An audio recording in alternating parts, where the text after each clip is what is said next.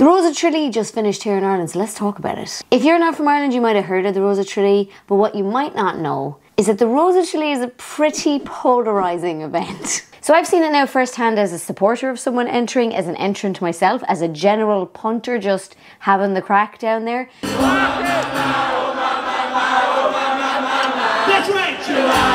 And as media. So look at me with my press accreditation, hell yeah. So I think I have a pretty good idea of the festival. I've been driving for so long. The Rose of Tralee is a competition held every year where women compete to be crowned the Rose of Tralee. If you win, you must move to Ireland to fulfil the rose duties, which include, I don't know.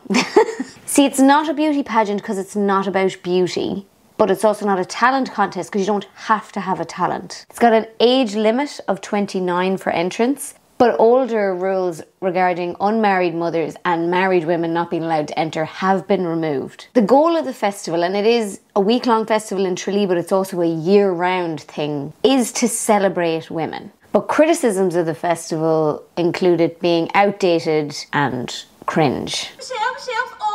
Anyone should be punished, it should be Michelle.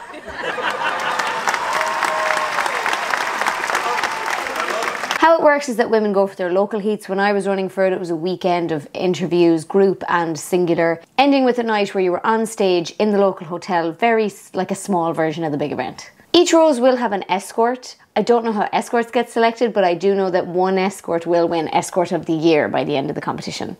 What is the role of the rose escort all about? Well, first and foremost, it's there to be with the rose, to support the rose, to entertain the rose, to make sure that the rose has the best experience possible. The festival has been making strides to modernise, so as I mentioned, they've removed the rules that unmarried mothers can't enter the competition. I read also that this year they had their first married woman enter and their first neurodivergent rose. Happened to be the same rose, but anyway, the year I was down at the festival covering it as a journalist was the year that the first openly LGBTQ+ rose won. There's Maria Walsh's dress, the white one. God, it was a lot plainer than I remember, but that was the last time I was at this. Rose of Tralee was the year she won. I think in a lot of ways the Rose of Tralee reflects Ireland back on itself. The idea is to celebrate women, and over the last couple of years it has become more career focused, less family focused. There is a kind of tragedy porn element to it, which I think comes with all reality TV, really, but also kind of makes sense for the Irish because maybe I like the misery. It is very entertaining. Like, love it or hate it, they get about 500,000 people watching it. There have been a lot of viral clips over the years, like the Dublin Rose hip-hop dance. Sorry to bring it up. And that proposal that pretty sure she said no first. Oh my, no. I myself entered the competition, know somebody who won the Mayo Rose, know somebody who won the whole Rose of Tralee, and know somebody who won the Escort of the Year. Hey, I know her. Everybody knows at least one person that's been involved in this festival in one way or another. The fashion is absolutely amazing. Oh my god, that dress is absolutely amazing.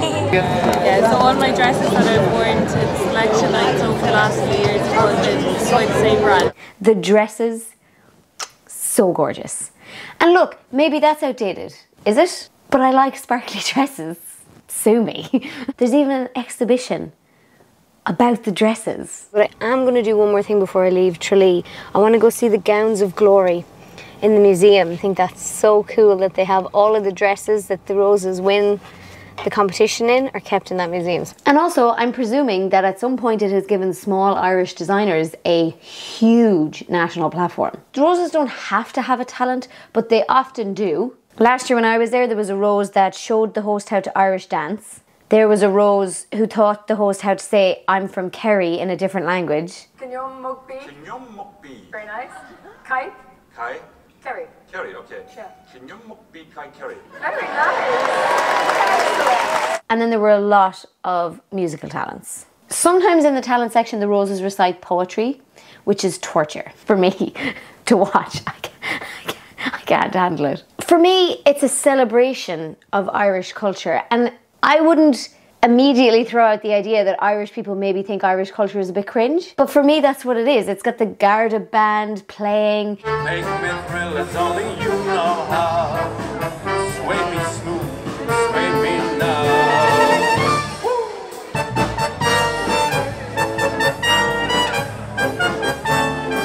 That's singing Guard. Wow. Sergeant Silver Fox. Sometimes there's shan note singers, sometimes people would do things in Irish. I'm positive there's been a tin whistle player at some point over the festival. Before last year, I did think it was quite cultish, but after speaking to the 1983 Rose last year, I really got a different perspective on that. Unfortunately, her mic didn't work. But during our conversation, she said some really interesting things, like the fact that she had never missed a festival. She'd always come back every year since she won. 5 years before I was born. I can't get over Brenda. Total girl crush.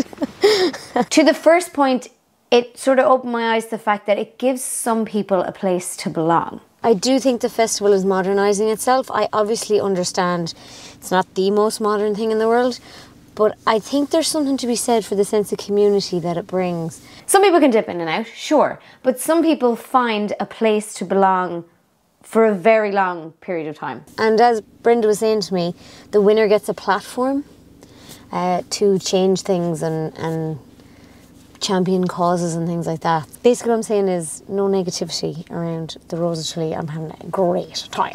Anyway, let's go to watch Monday. Plus it's a lot bigger than just the roses and the escorts. There's the committees, the interviewing panels, the volunteers, the Tidy Towns committee that clean up Tralee after the massive party. Check this for vlog footage. I look like I'm off to school with my backpacks. Stop it. So Monday is back up there and it's actually gas. People kept shouting July at him and he was like, I can't do July yet. It's like having your ice cream before your chips. We'll do July in a few minutes. In a few minutes. If you take it handy on the dry ice, I might get sick. I got a video on my TikTok of him going, I can't keep fucking telling you. I can't do it yet.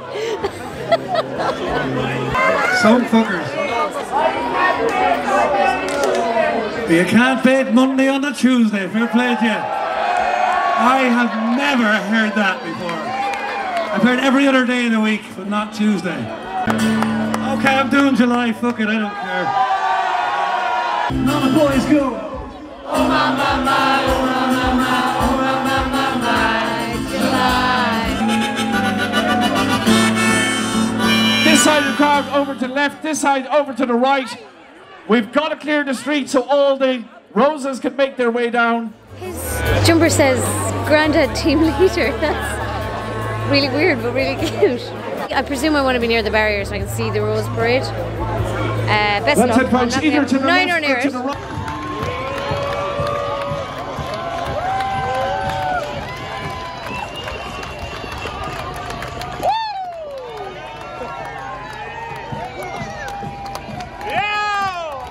So I'm waiting around for the fireworks and then I could really use a bag of chips. Like, I'd kill a bag of chips.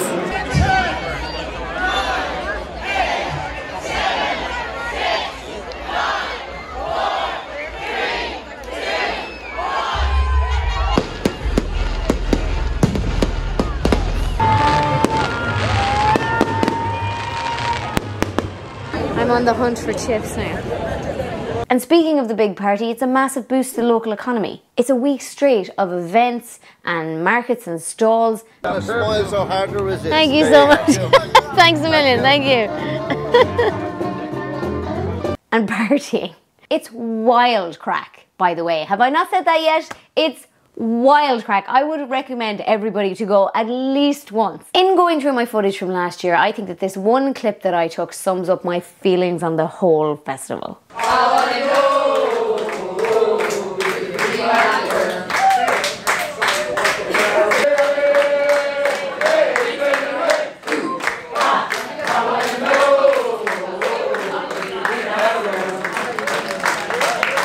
For 1 week, it is all about that group of women. Roses from all over the world travel to Ireland, and for 1 week, it's all about them. Look, and maybe that is outdated. And maybe it's also kind of cringe. And being crowned the Rose of Tralee, while you are super famous in certain circles and therefore you absolutely do get access to a platform you did not previously have access to, maybe it's just a figurehead position and you don't actually get to enact any real change like you might do if you, say, became a politician. But I do think it's cool that for 1 week, it's all about these women. And I understand why you'd want to chase that feeling for a long time after it. So what do you think? Is it outdated or is it harmless? Is it cringe or is it just good crack? Should we all go next year and stay down for the week and just go buck wild? I don't know, you tell me. I had a brilliant time last year and I stayed in the most amazing Airbnb that was like a mobile home kind of caravan thing and it was really affordable as well. How cozy is this? Look, how cozy is this? I never got the chips that I wanted last night, but I did demolish the scones and the eggs and the cheese in the fridge that they'd left for me. If you like this video, you might like this video, which I don't know what it's called because I don't know what I'm going to put here yet. Check out my Patreon to see the full vlog of my trip down to the Rose of Tralee. Thank you so much for watching and I shall see you in the next one. Slán slán.